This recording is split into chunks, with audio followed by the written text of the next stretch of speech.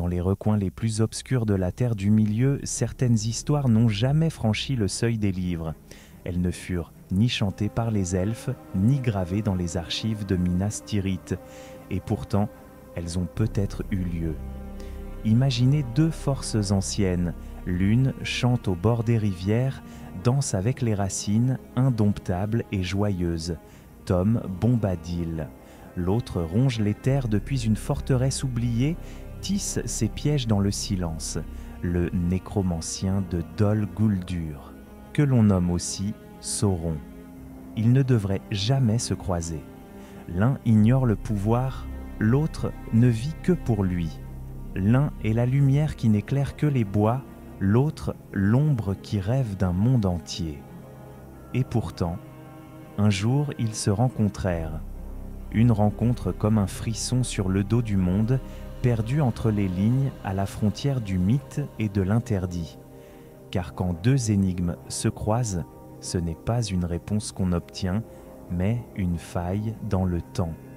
Si cette histoire vous intrigue, laissez un like, abonnez-vous et gardez-la précieusement, comme si c'était un secret confié par Gandalf lui-même. Il y eut un temps, dans les siècles obscurs du Troisième Âge, où les cartes s'effaçaient dans les marges et où les sages eux-mêmes ignoraient ce qui rôdait dans les ombres. Au sud de la forêt noire, une présence grandissait. Elle ne portait pas encore de nom redouté. Elle n'avait ni œil flamboyant, ni armée en marche. Elle était un murmure, une rumeur de mal, et on l'appelait le nécromancien. Dol Guldur, ancienne tour elfique oubliée, devint son repère. Les arbres alentours se flétrirent, les bêtes fuirent, et les hommes des bois n'osaient plus nommer ce lieu. Des choses anciennes se réveillaient. Les Nazgûl, autrefois dispersés, étaient rappelés par une volonté unique. Ce n'était pas encore Sauron, le seigneur des ténèbres, pas ouvertement, mais ceux qui savaient, voyant les signes. Le Conseil blanc se forme pour contenir ce mal. Galadriel, Elrond, Saruman et Gandalf partageaient une même inquiétude, mais tous ne s'accordaient le pas. Saruman parlait de patience. Il soupçonnait la présence de l'anneau unique quelque part et pensait pouvoir le devancer. Gandalf, lui, pressentait le retour d'un ennemi plus ancien que les royaumes des hommes. Et pendant ce temps, au nord-ouest, dans les collines d'Eriador, un chant résonnait comme s'il n'avait jamais été interrompu. Tom Bombadil, le vieil ermite, l'homme de la forêt, chantait encore dans sa maison enfouie entre les arbres. Nul ne savait vraiment qui il était, ni depuis quand il existait. Même Elrond n'osait spéculer. Il était là, avant les rivières et les arbres, disait-on. Il ne possédait rien, et pourtant rien ne pouvait le posséder. Il ne quittait jamais ses terres. C'était connu. Même les Nazgûl n'osaient s'y aventurer. Mais le monde changeait. Et parfois, même les esprits les plus détachés sentent un déséquilibre si profond qu'il trouble leur paix. Car ce qui grandissait à Dol Guldur n'était pas seulement un ennemi des elfes ou des hommes, c'était une faille dans l'équilibre même de la terre. Alors, si l'on suit cette ligne de pensée, et si, dans le secret absolu, sans témoin ni récit, Tom Bombadil avait quitté sa forêt une seule fois, une seule nuit, non pas par devoir. Bombadil ne répond à aucun ordre, pas même à celui de la guerre, mais par nécessité. Comme une force ancienne que l'on dérange, un esprit de la terre qui sent un poison couler dans ses veines. Il n'aurait pas suivi les sentiers, il n'aurait pas marché à découvert, mais les arbres eux-mêmes auraient ouvert la voie. Le vent aurait recouvert ses traces, et il serait parvenu jusqu'aux abords de Dol Guldur, là où la brume ne chante plus. Que serait-il venu faire? Nul ne le sait. Il ne combat pas, il ne conquiert pas. Peut-être simplement regarder, être vu, énoncer dans sa langue oubliée une vérité que même Sauron aurait dû entendre. Pas une menace, mais un rappel, un avertissement venu de l'aube du monde. Le nécromancien aurait-il compris à qui il faisait face? Peut-être pas, ou peut-être que si, car même Morgoth, à l'apogée de sa puissance, redoutait certaines présences qu'il ne pouvait nommer. Peut-être que cette nuit-là, le silence de Dol Guldur fut plus pesant qu'à l'accoutumée. Peut-être que les feux s'éteignirent sans raison, que les esclaves de l'ombre se tairèrent sans savoir pourquoi. Et puis le chant reprit quelque part, loin au nord, comme si rien ne s'était passé. Mais Gandalf un jour dira de Bombadil « Il est, pas qu'il fut, pas qu'il sera. Il est, inaltérable, incurieux du pouvoir. Et pourtant, peut-être, qu'en secret, il veilla une seule fois sur l'équilibre du monde. » La forêt noire, même dans ses recoins les plus anciens, n'avait jamais connu un silence pareil. Pas un oiseau, pas un souffle, pas même le craquement d'une branche sous le vent. Ce n'était pas un silence naturel, c'était une attente, une suspension du monde, comme si les arbres eux-mêmes retenaient leur souffle. Au bord d'une clairière oubliée, là où la brume stagnait au ras du sol et où les racines se tordaient comme des doigts crispés, une silhouette apparut. Elle n'avait ni cape, ni armure. Pas d'épée, pas de bâton. Juste un chapeau bleu, une plume et des bottes jaunes. Ridicule, dirait un homme. Mais les ronces se replièrent à son passage. La terre sembla se souvenir. Tom Bombadil se tenait là, au seuil du territoire du nécromancien. En face, une ombre se dressa lentement. Une silhouette vague, presque informe. Plus froide que la nuit, plus ancienne que les ruines. Le nécromancien n'était pas encore l'œil flamboyant du Mordor, mais déjà il suintait le mal ancien. Son regard perça la brume.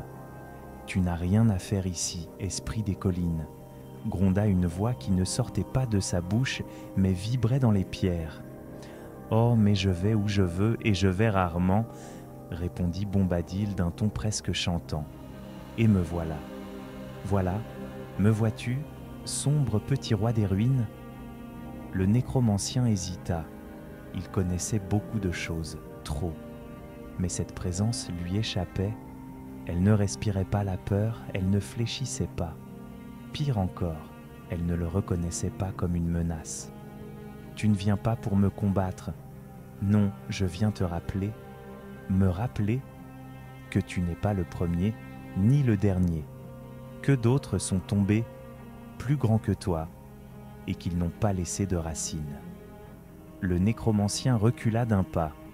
Il n'avait pas peur, non, mais il sentait au fond de cette clairière une force qui ne parlait ni pouvoir ni conquête, une force sans dessein mais immuable, et cela, il ne savait pas comment le corrompre. « Tu es hors du monde, hors des règles, tu ne comptes pas. Je suis le chant du sol sous tes pieds. Tu peux bâtir, tu peux brûler. Tu ne peux pas me bannir. » Un instant, le silence revint, et l'espace d'un souffle, même l'ombre parut incertaine. Sauron, ce qu'il était déjà, se heurta à quelque chose qu'il ne comprenait pas. Ce n'était pas un ennemi, ce n'était pas un allié, c'était un rappel du monde d'avant. Celui qui n'avait pas besoin de trône, il aurait pu attaquer, il aurait pu tenter d'effacer cette figure, mais au fond de lui, quelque chose murmura « Pas cette fois, pas maintenant, pas encore ». Alors Bombadil s'inclina légèrement comme pour saluer une vieille habitude, et il tourna les talons. Le nécromancien resta seul dans la brume, plus seul qu'avant, car même s'il avait rejeté ce qu'il avait vu, il ne pourrait jamais l'oublier. Et quand Bombadil regagna ses collines, il ne dit mot, ni à Bédor, ni aux arbres, ni aux ruisseaux. Mais son chant, cette nuit-là, résonna plus grave, plus ancien, comme s'il fredonnait à nouveau le souvenir d'un monde que nul ne connaissait plus. Deux puissances s'étaient aux croisées. Aucune ne l'avait emporté. Mais l'équilibre fragile tenait encore. Rien ne fut écrit, ni dans les archives de Fontcombe, ni dans les récits de Galadriel, ni même dans les pensées les plus profondes de Gandalf. La rencontre n'avait laissé ni trace, ni témoin. Seule la brume de cette nuit-là se souvenait encore. Le Conseil blanc poursuivit ses débats, aveugle à ce qui avait frôlé le cœur du monde. Saruman, toujours plus sûr de son savoir, convainquit les siens d'attendre. Il parlait d'armes, de forteresses, de plans à long terme. Il croyait maîtriser le temps. Gandalf, lui, doutait en silence. Il sentait que l'ombre se mouvait plus vite qu'elle ne l'aurait dû. Et en effet, quelque chose avait changé. Le nécromancien, dès le lendemain de cette nuit d'étrangeté, fit renforcer ses tours. Les sentinelles orques doublèrent. Les spectres se déplacèrent plus fréquemment. Il envoya ses serviteurs plus loin, plus vite. Il voulut voir, entendre, savoir. Car ce qu'il avait perçu, ce qu'il refusait de nommer, avait fissuré sa confiance. Il n'avait pas été vaincu, mais il avait été vu par une force qu'il ne pouvait sonder, qui ne répondait à aucune logique de pouvoir et qui pourtant avait su l'approcher sans peur. Cela, pour lui, était une menace bien plus grande que les épées ou les sortilèges.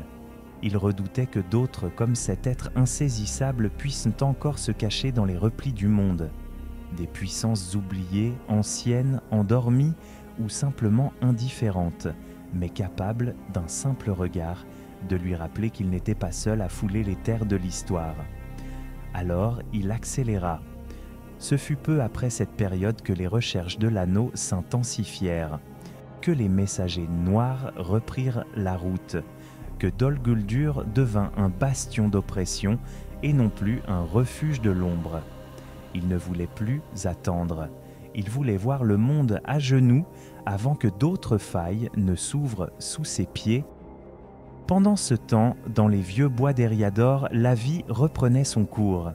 Le chant de Tom Bombadil résonnait toujours, mais il avait changé. Plus profond, plus ample, moins frivole, diraient ceux qui tendraient l'oreille, mais qui écoute vraiment les chants des collines? Il n'en parla à personne, pas même à Bédor, qui le regardait parfois d'un air songeur, comme si elle savait sans avoir besoin de mots. Le vieux Tom cueillait ses baies, riait avec les ruisseaux, racontait des histoires absurdes aux grenouilles. Mais certains jours, il s'arrêtait plus longtemps que d'habitude sur le pas de sa porte, comme s'il écoutait au loin, comme s'il attendait que quelque chose revienne, mais rien ne revint. L'ombre s'éloigna, pour un temps, et les cartes reprirent leur contour familier. La rencontre resta un secret du monde, un repli dans la tapisserie du temps, invisible mais essentiel, une minuscule inflexion, un silence entre deux batailles, un frisson dans la trame du destin. Et lorsque les grandes guerres vinrent, lorsque les armées s'ébranlèrent et que l'anneau refit surface, aucun chant ne rappela cette nuit-là. Aucun magicien n'y fit allusion, aucun poème ne l'évoqua. Mais quelque part, dans un vallon oublié, un homme en bottes jaunes chantait un peu plus fort qu'avant. Pas pour se faire entendre, non. Juste pour couvrir, peut-être, le grondement lointain des ténèbres. Alors, cette rencontre a-t-elle vraiment eu lieu? A-t-elle seulement été imaginée par les sages, rêvée dans les fièvres d'un vieux conteur hobbit ou soufflée à l'oreille d'un elfe lors d'une nuit trop calme? Peut-être n'a-t-elle jamais existé que dans l'ombre des légendes, là où l'histoire hésite à se fixer. Tolkien, lui, n'a rien dit. Ou plutôt, il a beaucoup laissé dans le silence. Il a parlé de Bombadil comme d'un mystère, un être en dehors du monde que même l'anneau ne pouvait corrompre. Il a décrit Sauron comme le plus grand des manipulateurs, mais il n'a jamais tout révélé de ses craintes. Et entre ces deux figures, il a tracé une zone grise, un espace où le mythe et l'histoire se croisent sans jamais s'expliquer. Pourquoi Bombadil ne quitte-t-il jamais ces terres? Pourquoi Sauron n'a-t-il jamais cherché à le détruire? Et pourquoi, malgré son indifférence apparente, Tom semble-t-il si vigilant? Peut-être que Tolkien savait, ou peut-être qu'il a choisi délibérément de ne pas tout dire, de laisser cette rencontre ou cette absence de rencontre comme un trou dans la carte, une invitation à l'imaginaire, à la spéculation. Car dans un monde si riche en chronologie, en généalogie, en batailles datées à la seconde, certains silences valent plus que 1000 récits. Et au fond, une question demeure. Et si le pouvoir le plus ancien, celui qui défie même les ténèbres les plus denses, n'était pas la force, ni la peur, ni la volonté de dominer, mais la simple existence d'un être que rien ne touche, que rien ne tente, et qui pourtant veille? Si cette idée vous a fait frissonner, si ce genre de secret oublié vous fascine autant que nous, alors abonnez-vous pour explorer d'autres failles dans la grande histoire de la Terre du Milieu. Et laissez un like comme on laisse une pierre blanche au bord d'un vieux sentier pour marquer le passage et retrouver le chemin.